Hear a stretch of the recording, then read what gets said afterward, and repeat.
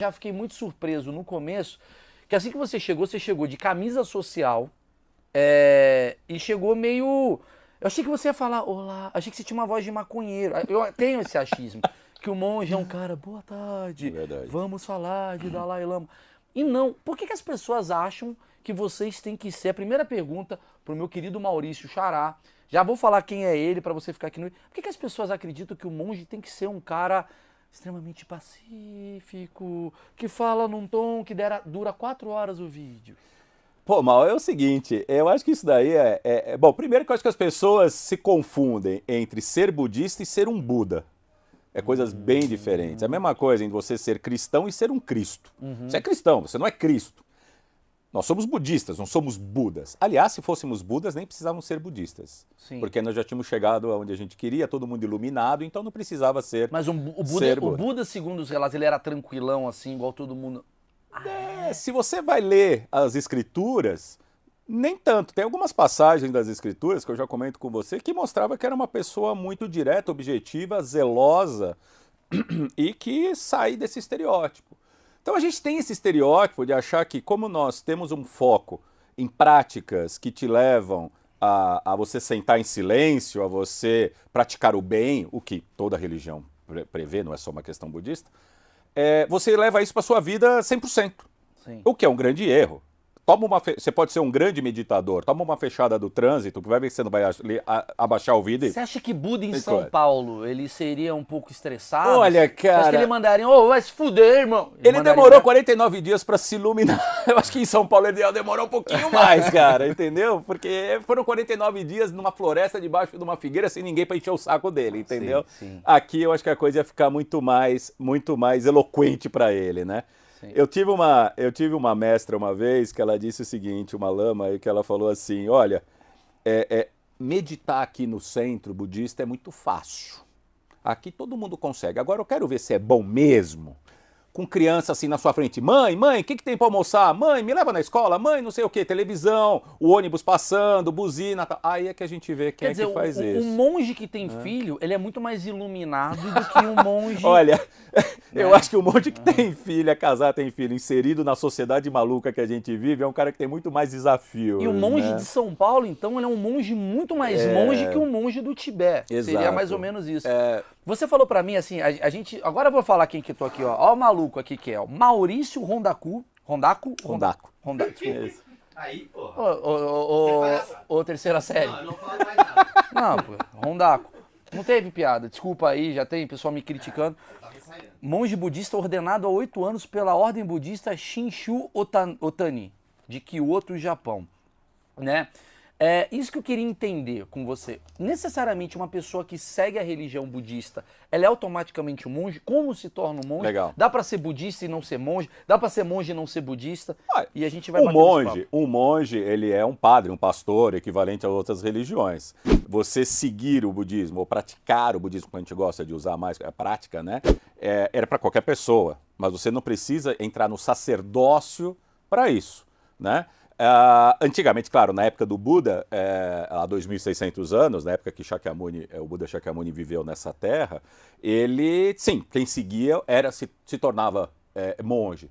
Mas depois, ao longo do tempo, isso foi sendo flexibilizado e hoje você tem um grupo monástico de sacerdotes, né? E um grupo de praticantes.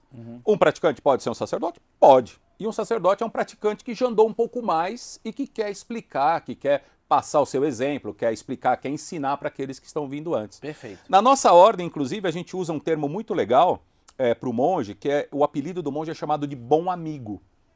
Porque o bom amigo não é aquele que está lá num trono, sentado lá em cima e dizendo, vem aqui que eu vou explicar para vocês Não o que está Felipe acontecendo. Neto. Fala, todos estão errados, todos estão certos. Não, é o cara que está aqui do seu lado. Sim. É o cara que está aqui do seu lado, É é o cara que horizontal, caminha, não é é vertical. horizontal, não tem essa hierarquia. Então a gente está do lado, a gente caminha junto, talvez a gente ande um pouquinho mais ali, olha o que tem lá na frente e volta para contar. Mas é aquela coisa meio guru, estou com uma dúvida. Aí você fala, olha, você vai para a figueira. É meio isso assim? É mais ou menos, cara, é o seguinte, o cara vem com uma dúvida, você fala o seguinte, olha, o Buda na escritura tal terminou dizendo isso, isso e isso, que quer dizer que é desta forma. A gente sempre se baseia no que o Buda disse, no que a gente chama de Dharma, né, que é o conhecimento, a sabedoria, que foi escrita em vários volumes chamados sutras. Então, que a gente fala o seguinte, na dúvida, recorra aos sutras. E é lá nesses sutras que responde a primeira pergunta que você me fez, que o Buda não era um cara calminho, mas você encontra lá alguns sutras, e eu vou dar o exemplo de um, por exemplo, tinha lá um sutra chamado Sutra de Uposhasta, né? O Uposhasta é um dia do mês, que é o dia da lua cheia, onde o Buda fazia um ritual especial. E naquele dia, todos os monges reunidos e o Buda ficou em silêncio. E criou-se ali um desconforto, né? E o Buda não começava, até que um dos monges chegou, abençoado, ele é chamado de abençoado, podemos começar os ritos de Uposhasta? Ele fala, não, porque a nossa assembleia está impura. Né? A assembleia, quem estava ali, tinha alguma coisa errada com a assembleia dos monges ali. E esse monge pergunta para ele, mas qual é a causa dessa impureza? Ele fala, um entre nós não é quem deveria ser. Ou seja, tinha um impostor ali. Tinha um Judas. Tinha um cara vestido de monge que não era monge. E esse monge, então, né, que estava ali assessor do Buda, virou e falou, por favor, quem não for monge, não for parte dessa assembleia, que se retire. E a pessoa não sai. E eles eram 1.500 monges, mas eles se conheciam, logo ficou evidente quem era. Imagina, 1.500 pessoas careca, todo mundo vestido de laranja, é difícil você identificar assim, todo mundo com a mesma cara, né? E aí identificaram o cara, pediram para ele sair, ele não saiu, o Buda falou, então, por favor, retirem ele daqui. Cataram o cara e... Buda meteu essa? Olha, mano, não imaginava Buda assim, achei que o Buda ele era tranquilão. Então ele falou, tira o cara daí, porque é um impostor, não devia estar aqui. E tiram o cara, convida o cara a se retirar. E aí ele fala, bom, agora a Assembleia está pura, vamos continuar a coisa. Não tem como continuar esse papo sem ter uma explicação básica do que é Buda. Porque assim, pelo que você está me falando da história, me dá a impressão que Buda foi um Jesus da religião. Ó, tô falando do meu achismo. Não, tá certo. E você que não entendeu ainda o projeto. O Achismos é um projeto onde eu revelo toda a minha ignorância, num mundo onde todo mundo tem muitas certezas. Então assim, por exemplo, eu como cristão que fui batizado, aquela coisa toda, embora eu não exerça tanto a função, o que eu estudo? Que a gente teve uma religião cristã, Cristo, nosso Jesus, né, no caso, ele era um cara que também tinha um Judas, que foi esse caso aí que você contou, e ele era o cara que fez essa religião acontecer, digamos assim. Buda seria o Jesus dessa religião, veio antes de Jesus, Jesus tinha lugar no budismo, quem era Buda? Boa. Agora... o Buda Shakyamuni, que é esse que a gente conhece, que viveu nesta terra, e foi o último a renascer nesta terra aqui, ele viveu há 2.600 anos, tá? Antes de Jesus, logicamente. Sim, antes de Jesus, né? 2.600 anos, antes da Era Moderna, vamos assim dizer, antes de Cristo. E aí, ele nasceu no nordeste da Índia, no que seria alguma coisa ali entre a Índia e o Nepal, no pé do Himalaia ali. Nossa, bem, né? Um pico bem... Ô, Louro José, você vai ficar falando, nossa, complicado. Aí, ó, como é que tu faz? As pessoas te xingam que tu interrompe. Peraí, velho, deixa eu ouvir o cara aqui. E aí, óbvio, um negócio muito antes de Jesus, quer dizer, 600 anos antes de Jesus, então nada a ver com Jesus. Mas ele também não foi um profeta, não foi um cara que veio para cá para anunciar uma boa nova, nada disso. Ele renasceu nessa terra, como outros Budas antes dele renasceram também. Então ele não foi o único, ele foi o último. O Buda, blá, blá, blá. O Buda desta época, o Buda Shakyamuni. Você tem outros Budas, você tem Buda Amitabha, Ratnasambhava, Mogassiddhi, e aí vai, você tem milhares de Budas. E todos eram parecidos assim? Não, nada a ver. É difícil dizer, porque a gente não sabe como é que o Buda era. Entendi. Porque era proibido você reproduzir a imagem do Buda. E hoje eu vou te contar daqui a pouco uma história muito legal sobre como é essa imagem do Buda hoje, que pouca gente sabe isso. Então, quando ele renasce, e ele renasce como um nobre, um príncipe, o príncipe Siddhartha, né, Siddhartha Gautama, numa família nobre, dentro de uma casta guerreira, né, dos Kshatriyas, e numa região onde eram pequenos reinos, né, eram pequenos reinos democráticos que tinham ali no nordeste da Índia, né, no reino de Shakya. Então, ele tem esse dharma, essa sabedoria despertada nele, durante um período no qual, com com 29 anos, ele abandona a vida dele palaciana e vai para a floresta ter com sábios da floresta. Só que eram sábios que... Mas ele não tinha uma vida religiosa, um pai e uma mãe religiosos. Não, o pai dele era o rei, a rainha, né? Então, assim, zero. Aliás, é dito que quando ele nasceu, o pai dele, o rei Suddhodana, pediu que um sábio, um adivinho, fosse ver o filho e prever o futuro do filho. Ele é chamado Asita. Quando Asita chega, ele começa a chorar quando ele vê o bebê. E o rei, né, o Suddhodana, preocupado, falou, cara, o que está acontecendo, né? Ele falou, não, é o seguinte, tem duas possibilidades para o futuro do seu filho. Ou ele vai ser um grande rei, e ele vai unir todos os reinos aqui do Nordeste da Índia, ou ele vai ser um grande líder religioso. Né? Então, Asita já dá essa premonição ali no nascimento do bebê. E ele cresce gerando muitas dúvidas na cabeça dele. Questionamentos muito. E tal. E com 29 anos ele resolve abandonar o palácio e vai para a floresta, que ele sabe que é uma floresta onde tem um monte de gente praticando práticas ascéticas. Só uma pausa, assim, você vê até Buda sai tarde da casa dos pais. Eu saí antes. 29 anos, hein? Você que tá aí vendo, aí tem 18, espera outro, você pode ser o novo Buda, vamos lá. E aí ele passa 5 anos se mortificando. Então, assim, ele não comia, ele não bebia, ele tentava ficar sem respirar a maior parte do tempo, dormia perto do fogo. Ele começou, na verdade, autopunição. Ele tentou infringir sofrimentos físicos para ter um despertar espiritual. Só que ele passou 5 anos fazendo isso e conseguiu nada, cara. Ele continuou o mesmo cara e ele falou, tô fazendo alguma coisa errada aqui. Eu tô me queimando aqui. Eu só tô me ferrando aqui, só me ferro nesse negócio aqui e não tô chegando a lugar nenhum. E ele era tido como um grande praticante asceta, né? Ele era um grande asceticista. E aí ele resolve, então ele larga tudo, um dia ele toma banho, ele entra no rio, toma banho, vem uma pastora, dá roupas para ele e tal, e ele senta debaixo de uma árvore, de uma figueira, que é chamada Árvore da Iluminação, ficus. Aonde? Isso lá na ficus Índia? bode. Lá Essa árvore existe ainda tal? Essa árvore existe, cara. Quer dizer, não é a mesma árvore, mas é descendente dessa árvore, tá lá ainda. Tá lá, e deve ser tá um lugar ainda, que a galera na faz Índia, as peregrinações. Sim, a peregrinação e tal. Tá. E aí, em 49 dias, ele se ilumina. Isso que eu quero entender. E o que é iluminação? Ele ficou 49 dias sentado. Sentadão lá. Sem Mas ele comer? comia. Não, ele Tá. comia, se alimentava, tomava água, Mas sentadão, tomava leite. paradão. Paradão lá, refletindo. Tipo, refletindo às vezes sobre... eu tô em casa parado, eu vou falar pra minha esposa, eu tô meditando, meu amor. Espera aí que eu tô me iluminando Pausa aqui. para meditação. Processo de iluminação. Processo de iluminação, tô no meu processo de iluminação. On. Illumination process on. Um Loading. E aí ele se ilumina. O que é se iluminar? O que é esse negócio? E um Buda é um ser iluminado. Ele tem 2 aspectos, o Buda. Primeiro que é um ser iluminado. O que é isso? Um ser iluminado é aquele que tem a compreensão de tudo.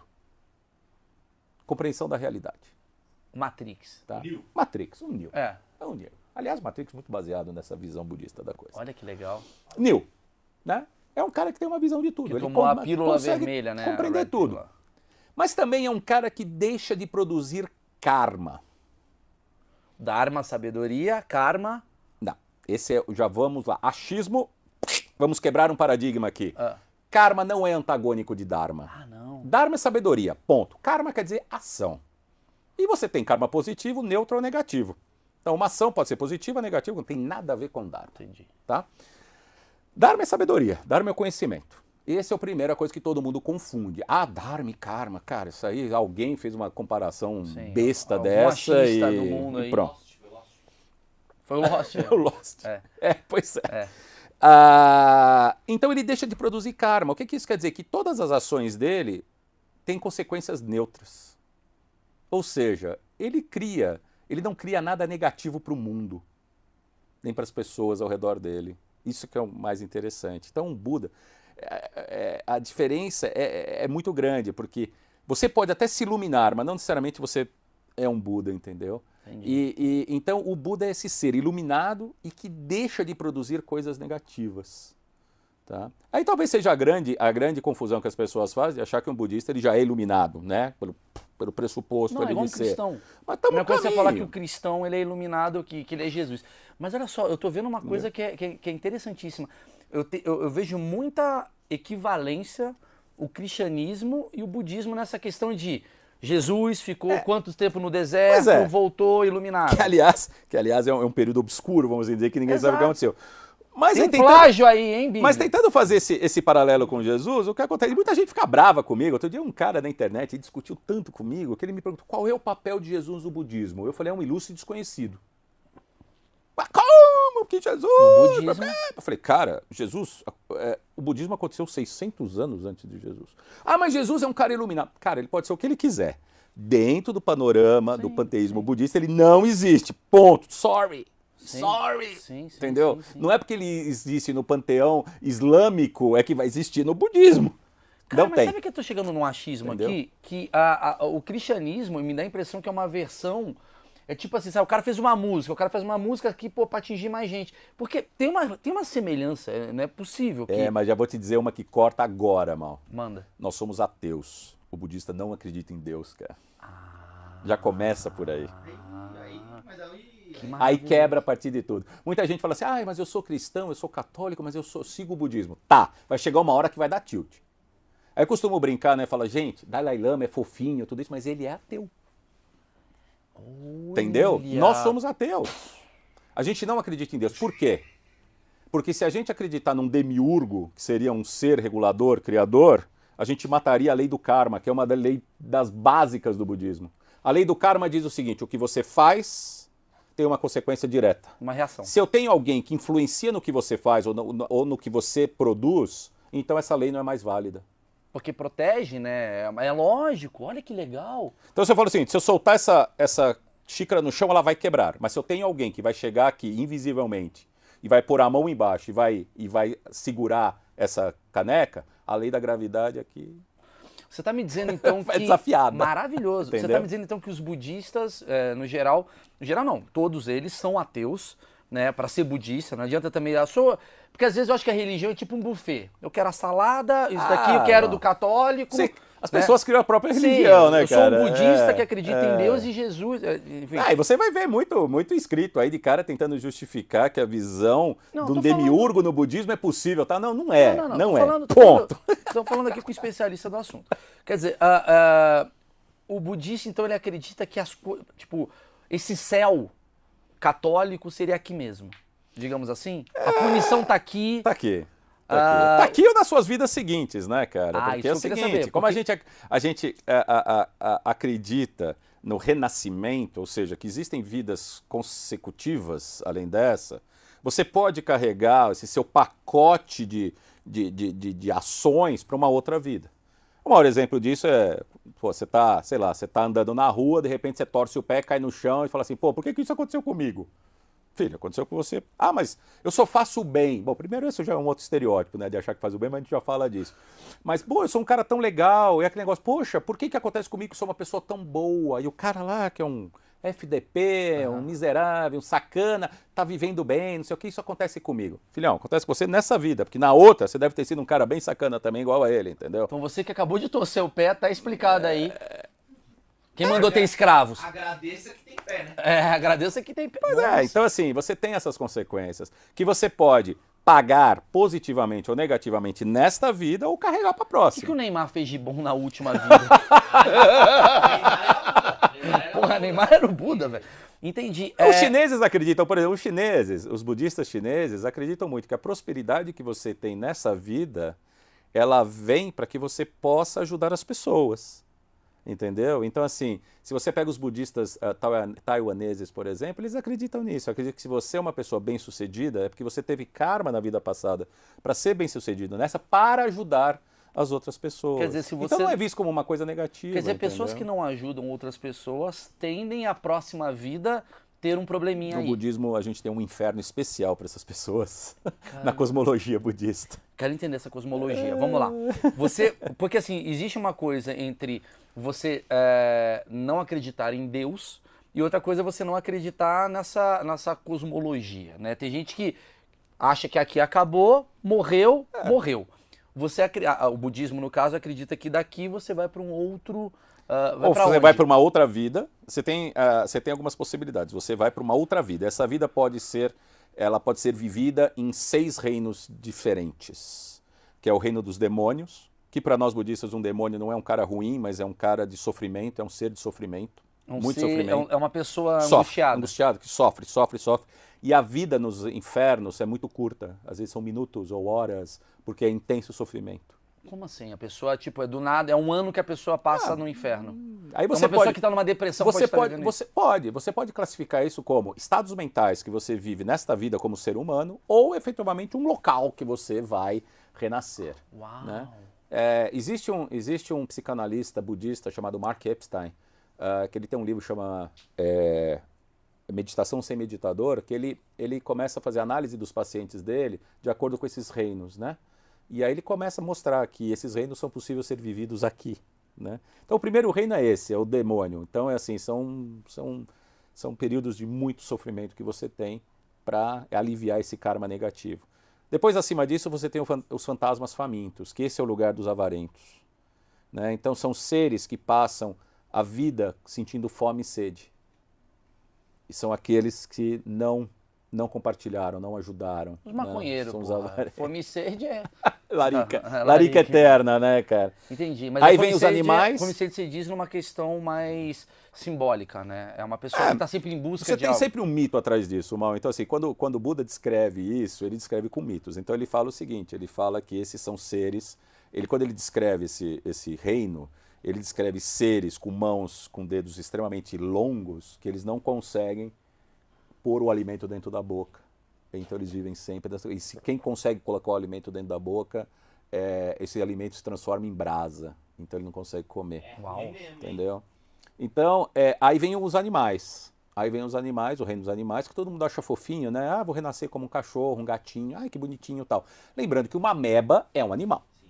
Puta, imagina, mano. Lembrando que uma barata é um animal. Puta, Buda chega e fala, tu vai vir como animal. Lembrando que uma lesma é um animal. Um protozoário é um animal. Então, assim, todo mundo fala, ah, que bonitinho, vou renascer como um cachorrinho. Não, filhão, você pode renascer como uma ameba. E já pensou se você renasce como uma ameba em coma? Caraca. Que também é possível. Tem uma galera aí que...